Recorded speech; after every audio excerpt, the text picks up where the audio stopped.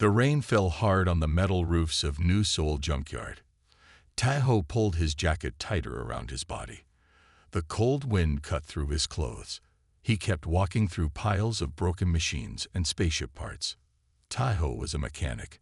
Not just any mechanic, but one of the best in this part of the city. He could fix almost anything. People from all over brought him broken things to repair. But Tae-ho liked working with alien technology the most. It was strange and exciting. Earth had changed a lot in the past 50 years. Aliens from many planets now lived here. They'd brought their technology, their customs, and their problems. Most people in New Seoul got along well with the aliens. Tae-ho did too, but he kept to himself most of the time. Just need to find a power converter, Tae-ho muttered to himself. His breath made small clouds in the cold air.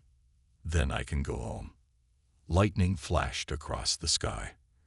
In that brief moment of light, Tae-ho saw something unusual under a pile of old ship parts. Something moved. Tae-ho walked closer. He pulled out his light and pointed it at the pile. He moved some metal pieces aside. "What the?" he whispered.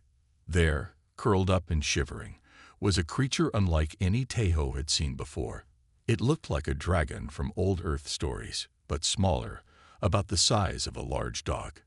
Its scales were pure white, almost transparent in places. Two small, thin wings were folded against its back. They looked damaged. The creature opened its eyes. They were bright purple and full of fear. Tae-ho stayed very still. "It's okay," he said softly. "I won't hurt you." The creature tried to move away, but it was too weak. Tae-ho noticed dried blood on its side. Someone or something had hurt it badly. "You're hurt," Tae-ho said. He looked around the junkyard. No one else was there in the storm. "I can help you." Slowly, Tae-ho reached out his hand. The creature watched him, but didn't try to bite or run. It was too weak. "You're not from Earth, are you?" Tae-ho asked. "What are you doing in a place like this?" Around the creature's neck was a thin metal collar. A small crystal was embedded in it. The crystal glowed faintly. "Someone owned you," Tae-ho realized, "and they left you here to die." The creature made a soft sound, almost like a whimper. Its purple eyes never left Tae-ho's face. Tae-ho made a decision. He took off his jacket and gently wrapped it around the creature. It didn't fight him. "I'm taking you home," he said. "My workshop is warm. I have food and medical supplies." Carefully, Tae-ho lifted the creature. It was surprisingly light. He could feel its heart beating fast against his chest. The rain was getting heavier. "My name is Tae-ho," he told the creature as he carried it through the junkyard. "I fix things. That's what I do. And I'm going to fix you too." The creature relaxed slightly in his arms. Maybe it understood him. Maybe it was just too weak to struggle. Tae-ho's small house sat at the edge of the junkyard. The workshop was attached to it. Inside, it was warm and filled with tools and parts from 100 different worlds. He placed the creature on a clean workbench and got his medical kit. As he cleaned the wounds, Tae-ho wondered what this creature was. He had seen many aliens, but never one like this. "You're safe now," Tae-ho promised as he worked. The creature watched him with those strange purple eyes. "Whatever happened to you, you're safe here." What Tae-ho didn't know was how much this white dragon-like alien would change his life. He didn't know that saving this creature would lead to danger, discovery, and a connection deeper than anything he had ever known. He just knew that something or someone had abandoned this beautiful creature to die, and Tae-ho couldn't let that happen. Tae-ho spent all night taking care of the strange white dragon creature. He cleaned its wounds with care. The cuts were deep, but finally stopped bleeding. The creature was so thin, Tae-ho could see its bones through its white scales. "You need food," Tae-ho said softly. "But what do you eat?" He tried several foods. First, he offered meat. The creature sniffed it but turned away. Next, he tried fruit. Again, no interest. Finally, Tai-Ho remembered the special nutrient mix he used for an alien plant he was growing. "Maybe this will work," he said. The white dragon licked the blue liquid. Its purple eyes widened. It began to drink fast. "Good," Tai-Ho smiled. "At least we found something you like." After eating, the creature fell asleep. Tai-Ho built a warm bed using old blankets. He watched the dragon breathe. Its white scales had a soft glow in the dim light. In sleep, it looked peaceful. "What are you?" Tai-Ho wondered. "And who left you in that junkyard?" The next morning, Tai-Ho examined the metal collar around the dragon's neck. The small crystal embedded in it was unlike anything he had seen before. It glowed with a soft blue light. "This might be a data storage device," he said to himself, "but I can't access it without the right tools." The dragon watched him with intelligent eyes. Tai-Ho felt that it understood him. "I'll call you Nebai," Tai-Ho decided. "It means butterfly in my language, because your wings remind me of butterfly wings." Nabi tilted her head, as if considering the name. Then she made a soft purring sound. "You like that name?" Tai-Ho smiled. "Good. Nebai it is." Over the next few days, Nebai grew stronger. Her wounds began to heal. The torn places on her wings started to mend. She followed Tai-Ho everywhere in his workshop, watching him work. Tai-Ho searched his database for information about dragon-like alien species. He found nothing that matched Nebai. "You're a mystery," he told her. "I've never seen any alien like you before." One morning, Tai-Ho woke to find Nebai trying to help him. She had organized his small tools in perfect rows. When she saw him watching, she pushed a wrench toward him with her nose. "You want to help?" Tai-Ho laughed. "Okay, you can be my assistant." Nebai seemed to understand mechanical things. When Tai-Ho was fixing an alien ship part, Nebai would bring him exactly the tool he needed next. It was strange. It was like she could read his mind. "You're smart," Tai-Ho told her. "Maybe too smart." Tai-Ho tried different ways to communicate with Nebai. He showed her pictures on his tablet. Nebai could point to items with her nose. Through this simple method, Tai-Ho learned that Nebai was female, that she was not fully grown, and that she had been with her previous owner for a long time. "Why did they leave you?" Tai-Ho asked. Nebai lowered her head, unable to explain.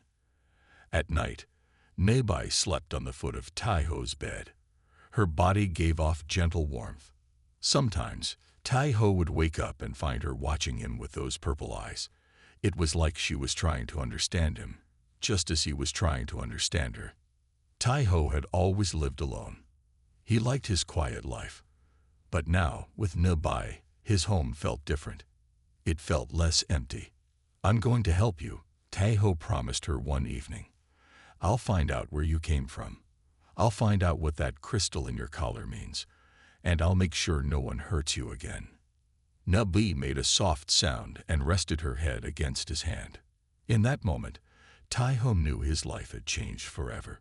What he didn't know was how much danger was coming their way. 2 weeks passed. Nebai grew stronger each day. Her wounds healed, and her white scales began to shine.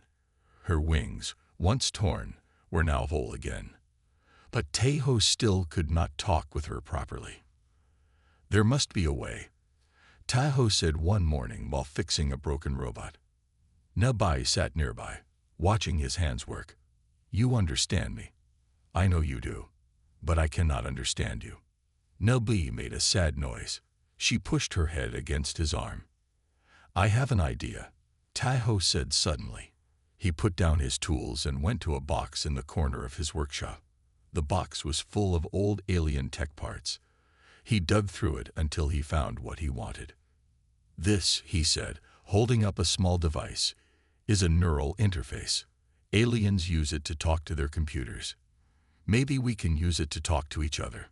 For 3 days, Tai-Ho worked on the device. He made it smaller. He changed parts. He tested it on himself.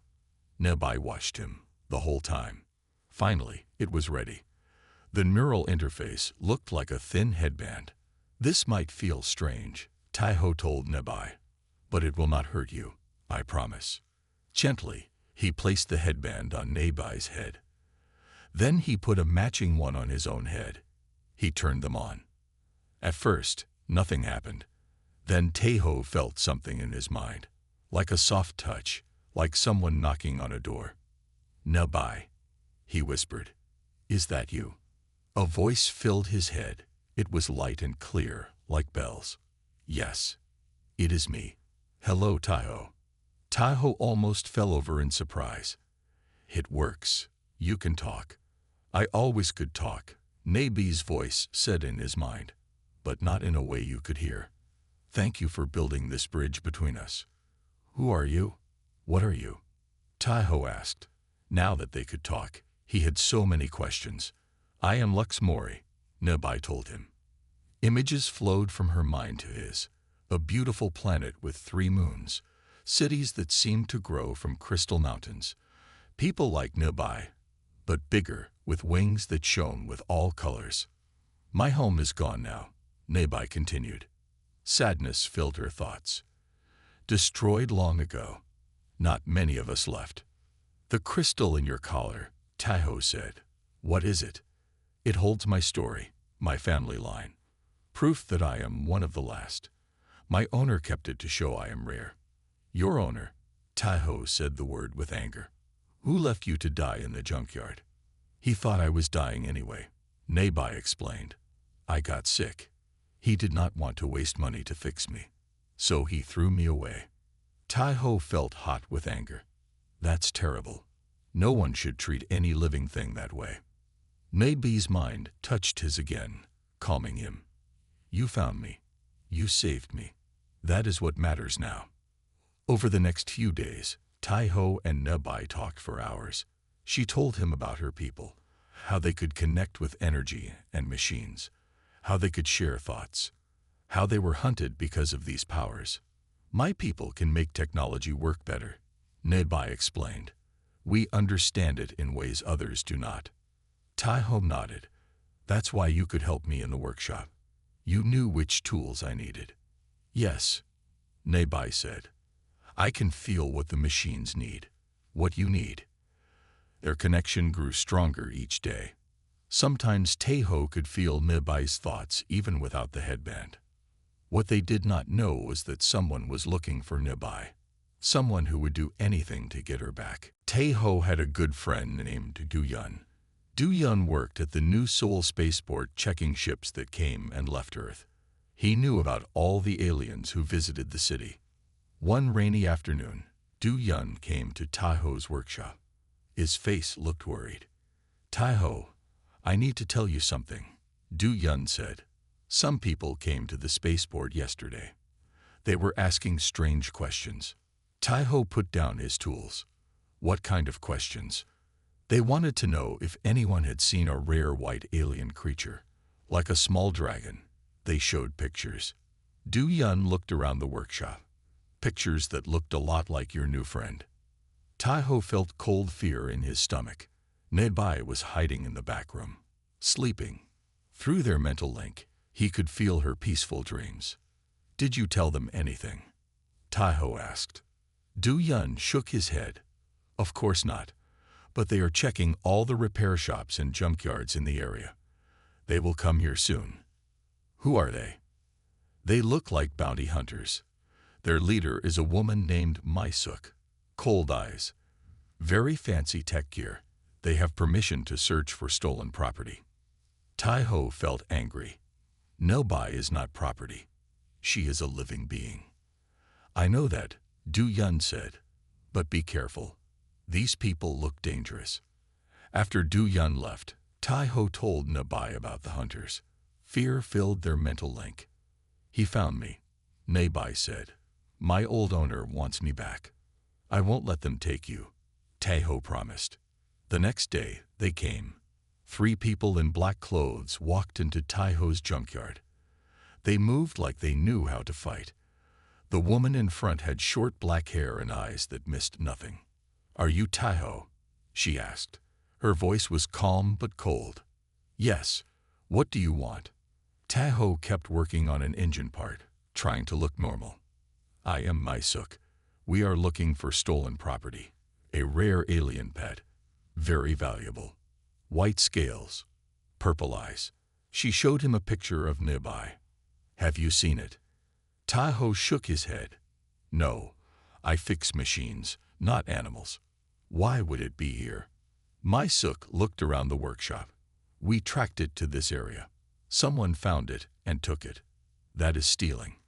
If someone threw it away in the junkyard, then it's not stealing to take it. That's recycling. That's what we do here. Taho kept his voice steady. Mysuk stepped closer. The creature belongs to Mr. Sangmin. He wants it back.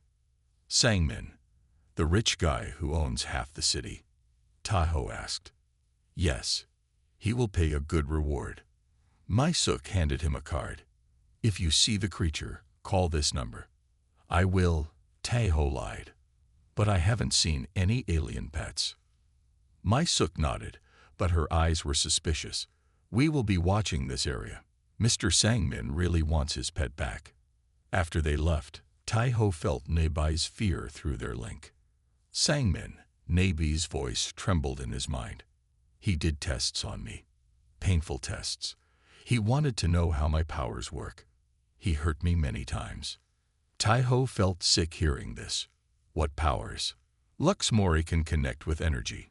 With machines. He wanted to use me to make weapons. To control systems no one else could access. That's why he wants you back. Taho realized. You're valuable to him. Yes, Nebai said. And he will not stop looking. The hunters will come back. Taho looked at the card Mysuk had given him. On it was the symbol of Sangmin's company, one of the biggest technology companies on Earth. We need a plan, Taho said. And we need help. What neither of them knew was that one of Mysuk's hunters had stayed behind, hidden outside the workshop, listening to every word. That night, Taho could not sleep. He kept thinking about the hunters and about Sangmin. He had moved Nebai to a secret space under his workshop floor. It was small but safe. Try to rest, he told Nebai through their mental link. We will figure this out tomorrow. Around midnight, Taho heard a noise. Someone was in his workshop. Moving quietly, Taho grabbed a heavy wrench and peeked through the door. A man in black clothes was searching the workshop. He moved tools and looked under tables. He was one of Mysuk's hunters. Where are you hiding it? The man muttered to himself. Taho stepped into the room. You are not welcome here. The hunter turned quickly. He had a weapon in his hand. Where is the creature? Tell me now. Leave my home, Taho said. His heart beat fast, but he stood tall. I will leave when I find what I came for. The hunter pointed his weapon at Taho. Mr. Sangmin pays well for what he wants. Under the floor, Nebai felt Taho's fear. She felt the danger. Something happened inside her. Something woke up. Suddenly, the hidden door in the floor flew open. Nebai shot out, her white scales glowing bright like a star. Her purple eyes burned with light. What the hunter pointed his weapon at Nebai. Before he could fire, Nebai opened her mouth. A wave of energy burst from her. It was like a silent explosion of light. Every machine, every light, every electronic thing in the workshop went dark. The hunter's weapon died in his hand. The hunter backed away, his face full of fear. What did it do? Taho was just as surprised. Nebai stood between him and the hunter, her wings spread wide. She looked bigger somehow, stronger. Leave, Taho told the hunter. Now. The hunter ran. He stumbled in the dark and fell outside the door. Then he was gone. Taho turned to Nebai. The glow of her scales was fading. She looked tired. What was that? He asked through their link. Energy control. Nebai's voice was weak in his mind. All Luxmori can do it. I shut down his weapon. And everything else. Taho looked around. Every machine in his workshop was dead. No lights, no power. This is why Sangmin wants you, Taiho said. You can control technology. Yes, Neibai said. He found out by accident. Then he did tests. Painful tests. Nelbi showed Taiho images from her memory. Sangmin making her disable security systems, making her boost power to machines until they exploded, making her suffer when she failed. You're not just a pet to him, Taiho realized. You're a weapon. Nelbi nodded her head. A tool. That is all I was to him. Over the next few days, Nelbi showed Taiho what she could do. She could make machines work better. She could find problems in systems that Taiho could not see. She could make broken things work again just by touching them. My people built great cities with this power, Neibai explained. We talk to machines like we talk to each other. Taiho watched as nobody fixed a broken robot he had given up on months ago. Her touch brought it to life. This is amazing, Taiho said. You're amazing. Neibai looked sad. This is why we were hunted. Why so few of us are left. Everyone wanted to use our power. Taiho sat next to Neibai. I won't use you. I want to help you. Through their link, Neibai felt the truth in his words. She rested her head against his hand. The hunter will tell Maisuk what he saw, Taiho said. They will come back with more people. We need to be ready. Neither of them saw the small drone hovering outside the window, recording everything. Maisuk was watching, and she was very interested in what she saw. Taiho knew they needed help. Maisuk and her hunters would return, maybe with more people. They could not fight alone. I have to call my sister, Taiho told Neibai. She can help us. Your sister? Neibai asked through their mental link. You never told me about her. Taiho looked sad. We do not talk much. We had a fight many years ago. But she is smart. She knows about laws. Taiho picked up his phone and called a number he had not used in a long time. Yunji. It's me, Taiho. I need your help. Yunji was surprised to hear from her brother. She was a lawyer who helped aliens with their rights. She and Taiho had not spoken in 3 years. What kind of trouble are you in? Yunji asked when she arrived at the workshop. She was tall like her brother, with short hair and serious eyes. Not me. Her. Taiho pointed to Neibai, who was watching from the corner. Yunji's eyes grew wide. Is that a Lux Mori? I thought they were all gone. You know about her kind. Taiho was surprised. I studied alien rights in school. The Lux Mori were famous. They had amazing powers with technology. Most people think they are extinct. Taiho told Yunji everything. About finding Neibai in the junkyard. About Sangmin and the tests. About Maisuk and the hunters. Sangmin has no right to her, Yunji said after hearing the story. He abandoned her in the junkyard. That means he gave up ownership. Also, sentient beings cannot be owned. Neibai is a person, not a thing. Can you help us prove that? Taiho asked. Yes, but it will not be easy. Sangmin has a lot of power and money. He knows people in the government. Do Yun joined them later that day. He brought news from the spaceport. Maisuk has 4 more hunters with her now, he said, and they have special equipment. Energy scanners. They are looking all over the city. They want to find Nebli's energy signature, Taiho realized. Each Lux Mori has a unique energy pattern. We need more help, Yunji said. I know someone who might help us. An alien elder named Quan. He works with the Alien Rights Council. The next day, Quan came to the workshop. He was an old alien with blue skin and wise eyes. He looked at Nebli for a long time. I remember when the Lux Mori were many, Quan said in a soft voice. They built wonderful things. They helped many worlds with their gifts. Then they were hunted for those same gifts. Nelbi bowed her head to the elder. Through their mental link, Taiho felt her respect for Quan. Sangmin is a dangerous man, Quan told them. He does not just want Neibai as a pet or a tool. He wants to study her to make new weapons, weapons that could control all technology. How do you know this? Yunji asked. I have friends who work for him. They see things. Bad things. His company has a secret lab where they do tests on alien biology. It is against Earth laws. Taiho looked at Nabai. We have to stop him. We have to show everyone what he is doing. It will be dangerous, Quan warned. Sangmin will not give up easily. We have no choice, Taiho said. Nabai is not safe as long as he is looking for her. The group made a plan. Yunji would prepare legal papers to protect Nabai. Du Yun would watch the spaceport for Mai Suk's movements. Quan would contact his friends in the Alien Rights Council. And what will you do? Yunji asked her brother. Taiho put his hand on Nabai's head. We will get proof. We will get the data from Nabai's collar. It will show what Sangmin did to her. None of them knew that Mai Suk was already moving. She had heard everything through her drone. And she was coming to get Nabai that very night. Night fell over New Seoul.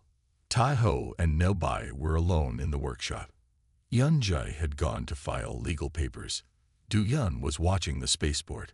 Quan had left to speak with the Alien Rights Council. I feel strange, Nabai said through their mental link. Something is coming. Taiho checked the doors and windows. We will be ready. They did not have to wait long. The attack came fast. First, the lights went out. Then smoke filled the workshop. Taiho heard glass breaking. They are here, Taiho said. He grabbed Nabai and ran to the back room. 4 hunters burst into the workshop. They wore masks and carried weapons. Mai Suk came in behind them.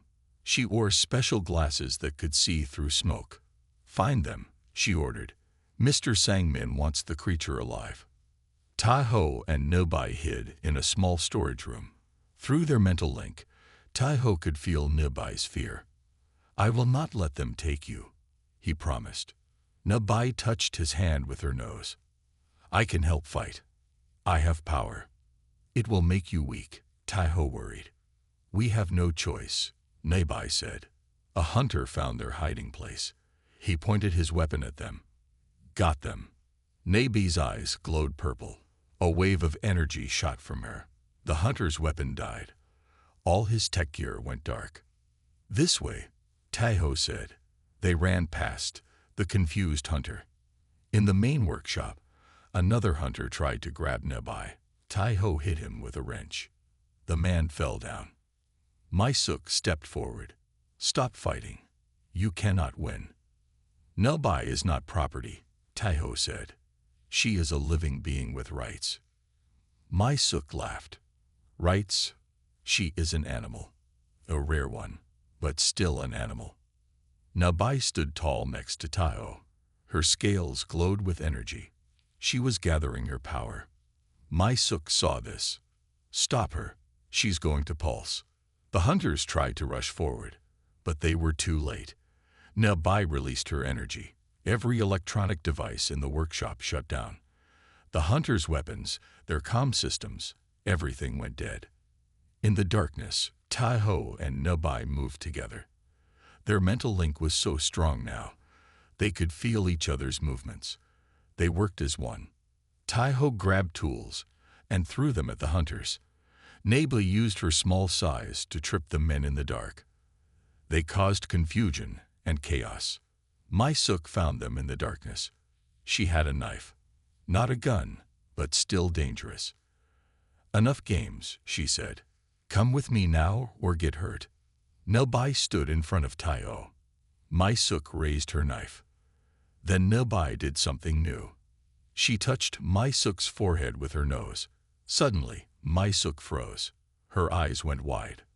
Through their mental link, Taiho saw what was happening. Nabai was sharing her memories with Mai Suk. The pain, the tests, the fear, everything she had suffered with Sangmin. Mai Suk dropped her knife. She stepped back. Her face showed shock. Is this true? She whispered. Did he really do these things to you? Nabai nodded. The front door burst open. Yunji ran in with local police officers. Light filled the workshop. "Everyone stop," Yunji shouted. "We have legal papers. Nebai is under protection of the Alien Rights Council now." The police officers ordered the hunters to stand down. Maisuk did not fight. She looked sick from what Nebai had shown her. As the police took the hunters away, a new person walked into the workshop. A tall man in an expensive suit. He had cold eyes and a cruel smile.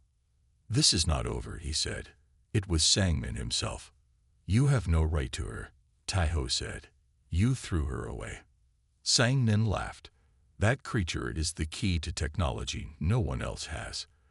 With her power, I can control systems across the galaxy. I will not let her go."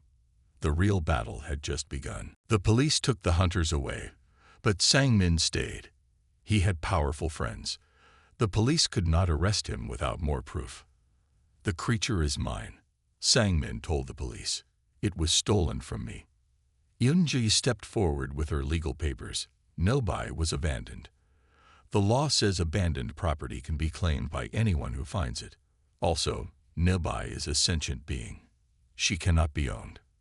Sangmin smiled a cold smile. "Prove she is sentient. Prove she thinks like we do." This was hard. Nebai could not speak to anyone except Taiho through their mental link. "We need to decode the data crystal in her collar," Taiho whispered to Yunji. "It might have proof." Quan arrived with members of the Alien Rights Council. They'd brought special equipment. One of them was a tech expert named Jin. "I can try to read the crystal," Jin said, "but it will take time." While Jin worked on the crystal, Sangmin watched with angry eyes. "You are making a mistake," he told Taiho. "That creature could make us rich. We could work together."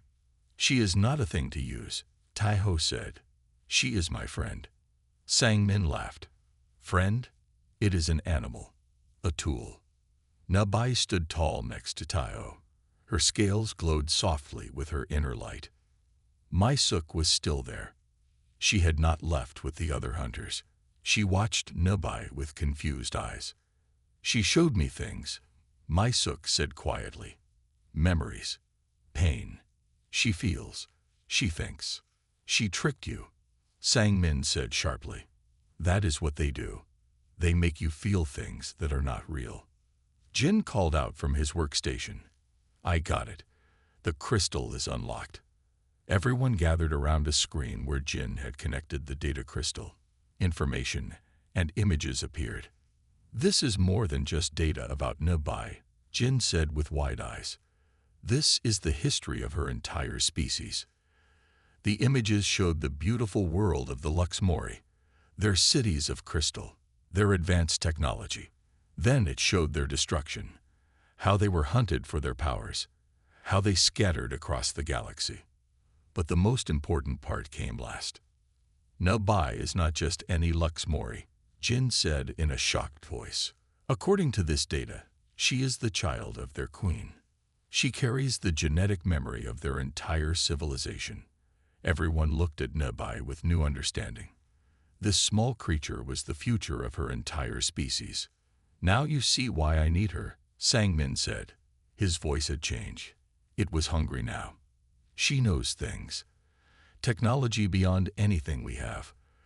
With her, I could build ships that travel between galaxies, weapons that could defeat any enemy." Taiho stood in front of Nebai. "She is not yours to use." Nebai stepped forward. She looked at everyone in the room. Then she did something amazing. She created a mental link with everyone present, not just Taiho. Suddenly, all of them could see and feel what Nebai saw and felt. The beauty of her home world, the wisdom of her people, the pain of their loss, the hope for their future.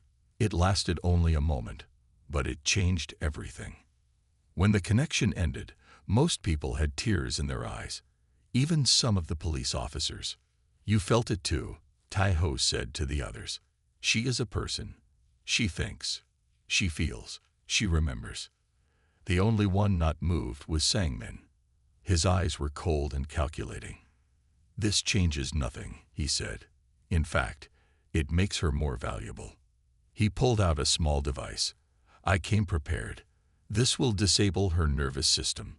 She will come with me now, or I will use it. What Sangmin did not know was that Nebai and Taeho had one more surprise left. Sangmin held up the small device that could hurt Nebai. Everyone in the workshop stood still, afraid to move. Last chance, Sangmin said, "Give me the creature, or I use this." Taeho looked at Nebai. Through their mental link, they shared a plan. They had prepared for this moment. Now, Taeho whispered. Nebai closed her eyes. Her body began to glow with bright light. But this time, something different happened. Taeho began to glow too. Over the past days, their mental link had grown stronger than anyone knew. Nebai had taught Taeho how to share her power, how to be part of it. Together, their minds joined completely.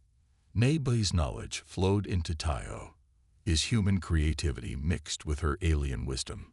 Sangmin pressed the button on his device. Nothing happened. What?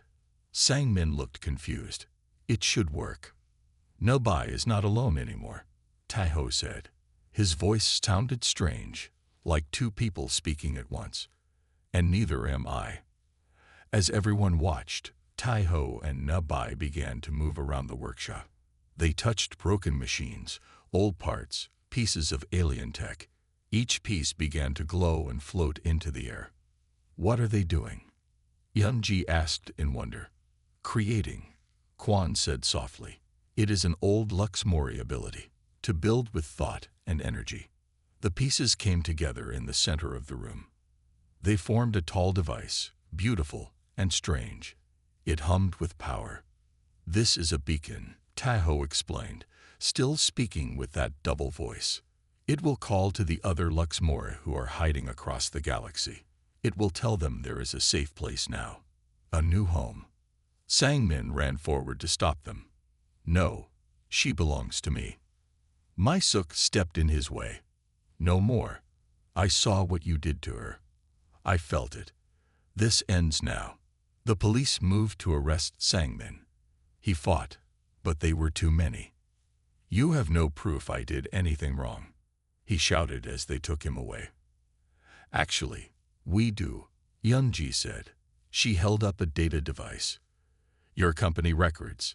Du-Yun got them from your lab workers who were tired of the things you made them do. All the illegal tests, all the alien rights you broke. It's all here.